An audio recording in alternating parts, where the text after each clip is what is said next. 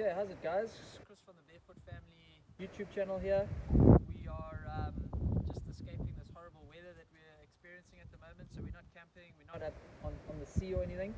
So I thought I'll just use this time to quickly teach you to tie a bowline the easy way and a way that you can never ever make a mistake. If you learn this method, it's the only knot you ever have to learn, and it's so worth learning this knot because it's so useful, and yeah, you really should just take the time to learn it. So come in here, I'll show you how to tie it. I thought we might as well learn to tie it on the bow of the boat, because I think that's where it did get its name, the bowline or the bowline knot, from being used to tie onto the front of ships and boats and things like that, because the bowline is a special knot that doesn't jam. So you can put the knot on, tie it, and pull as hard as you want, and it's never going to jam itself and lock. You'll always be able to undo it. So the first step in the bowline, I'll use this letter R to really get it ingrained into your head. So usually when you're tying a bowline, it's going around something and onto something. So the first step is you make a letter R, capital letter R, like that. So you go around something and you end up with a capital letter R. So first step, letter R, just think of that. First step, letter R. I'm right-handed, so I always do it this way around. You can obviously do it the other way around. But first step, letter R. So this is the working end of the rope, and this is the standing end, the long end. So whenever you do this letter R, you do the little loop here. The long end, always think long end. What's the long end here doing? The long end's going over, okay? If the long end is over in your loop here, you know you got to go over, over, over, 3 overs, okay? So it tells you exactly what to do, so you can never make the mistake. So the first over comes here. There's the first over. We're going over and in. The next over is here when we loop around this rope at the bottom here. So it's the working end is over, and then we come back out following the way we came in, and here's our third over. You see it's going over the top there.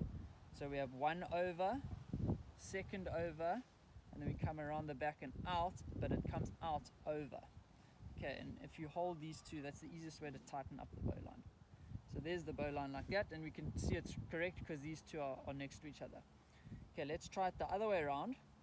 Okay, we know we're tying a bowline, and we are our first step is to do a letter R. Okay, cool, I've got to the first step. Now what do I do?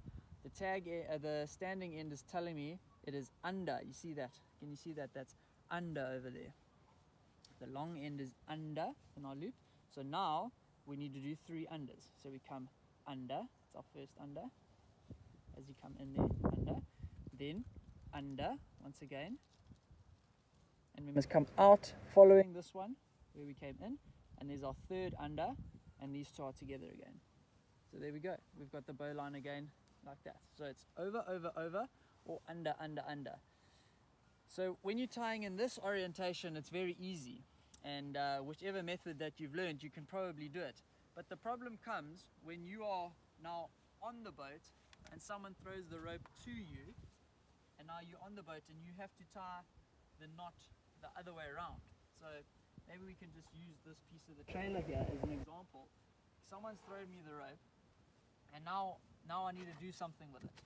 Okay, I've got the long end here. I know I need to do a letter R.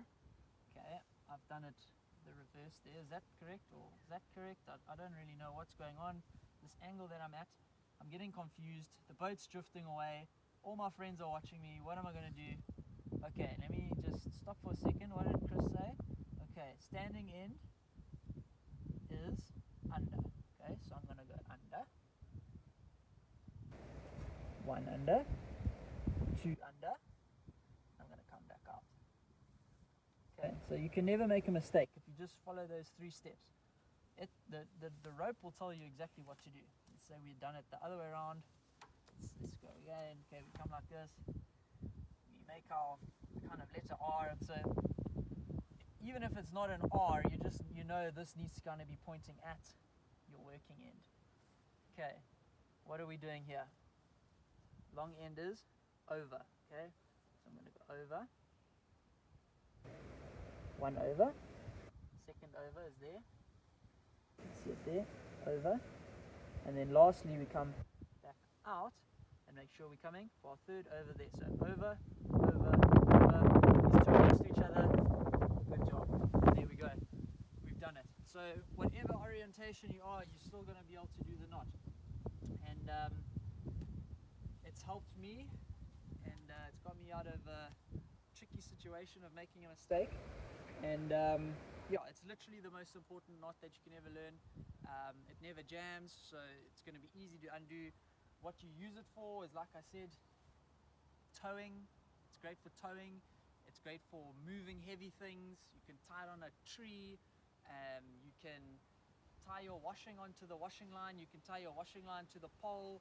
You can tie one rope to another rope with two bowlines. You can tie one bowline in the one rope, another bowline in the other rope, and tie them together so you can join a rope with it, and then at least you know if you ever need to undo it, you can undo it. So yeah, very versatile knot. You can tie things onto your roof rack with it, whatever you want. And so yeah, highly recommend learning the bowline. And if you just remember those 3 steps, over, over, over, or under, under, under, then you're never going to make a mistake. So good luck, learn it, it's so worth it. Cheers.